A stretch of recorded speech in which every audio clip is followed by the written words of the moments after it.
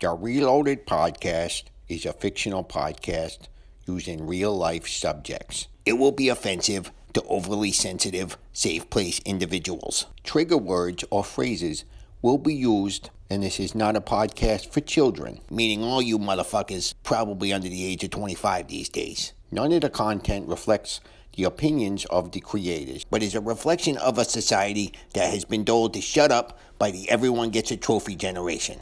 If you are easily offended, don't listen. You've been warned.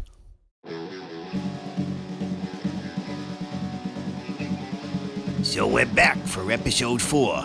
That's fucking impressive. Not really. We just have a quiet room at the bar, so it's not like we're doing anything different other than recording this. Boy, you have a way of punching a guy right in the dick. Gotta be good at some things, I guess. So what you been up to this week, Tommy? Well, other than my usual 9 to 5 drinking, Of course. had a date with a cute little number from Cambridge. Smart chick. Well, she went on a date with me, so how smart could she be? True. We had a few drinks at dinner, and by a few I mean I was shitty-faced. I was gonna take her to a movie, but she said she really wanted to get to know me. Uh-oh. And a movie wasn't really a place where we could talk, so we were near the local zoo. I figured, fuck it. I spent most of my waking time with you fucking animals at the bar, so why not? Things were going okay until the monkey cages. Oh, shit. How'd you guess? These little fuckers threw shit at me. I was being cool as a drunken dickhead could be. I was listening to her hopes and dreams while thinking to myself, is this gonna be first date sex, or do we have to build a month-long relationship to get into her pants? And then slap, monkey shit right in my ear. Wow, that's fucking gross. Did it ruin the mood? For me, it took me right out of the fucking mood. But as far as ruining any chance of releasing the Tommy Dong into her cheeks, I fucked that up by myself. I climbed the fence and started chasing them little bastards. Good Lord, Tommy. You really don't know what kind of shape you're in until you're chasing these little shit tosses.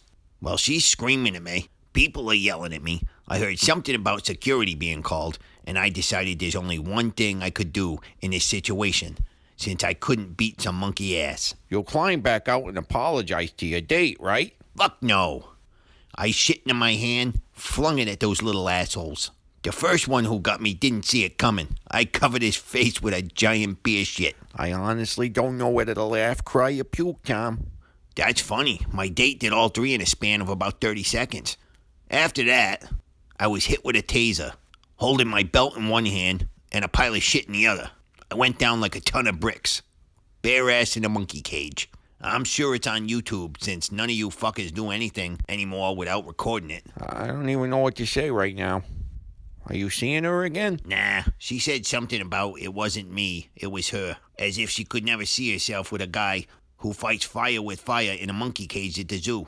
I think what she meant by fire was shit. I'm sure, Tom. I'm really glad I asked how your week was. What? It wasn't bad.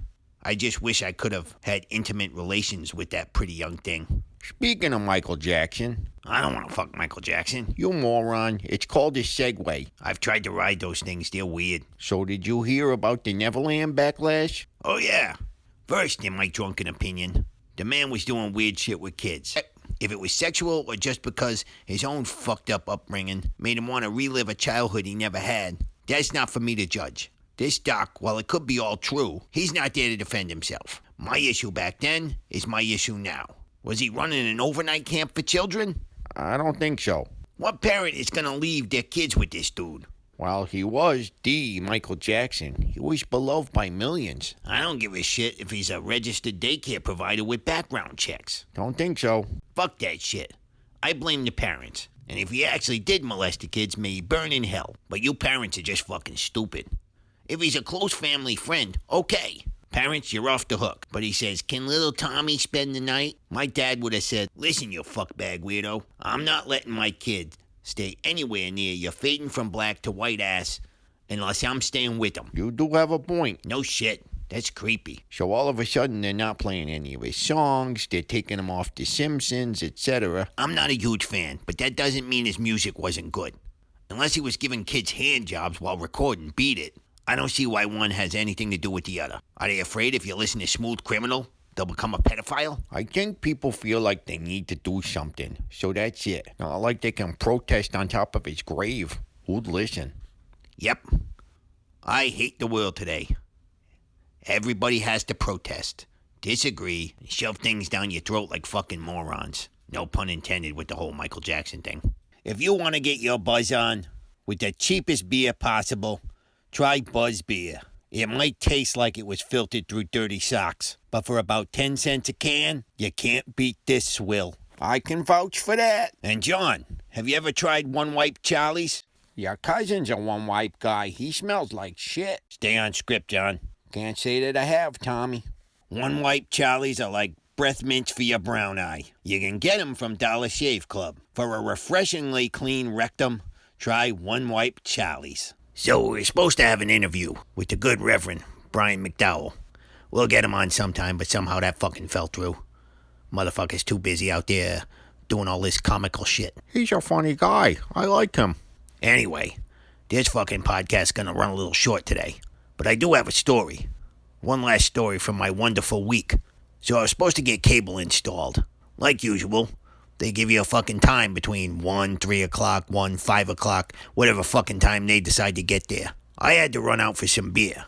Unfucking believable. I ran out 5 minutes before the start time of my scheduled 5-hour gap of an appointment. I'm at the checkout lane, buying my Buzz beer. Cha-ching. Little bit of an ad there again. And he calls me on my phone saying, "Hey, I'm here at 1 o'clock. The appointment start time was exactly 1 o'clock. So for once in their miserable cable installing lives, they were fucking there on time. I told him I'd be there between 1:30 and 3. How you like them apples, motherfucker?" Honestly, Tom, that's pretty funny. I always wait around for hours for them motherfuckers. All right, looks like we're going to wrap this one up this week, huh? Yeah, I gotta go get fucking plowed. All right. We'll see you next time. I'm reloaded while we go try to get reloaded. Yep. See you later. I'm out of here. It's the only time I ever see that motherfucker move fast. It's when he's going to get a beer.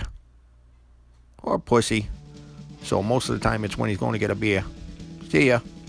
Hey, if you like what you just heard, please subscribe to Reloaded, the Boston Brewed podcast. And go ahead and share that thing. Spread it around like herpes.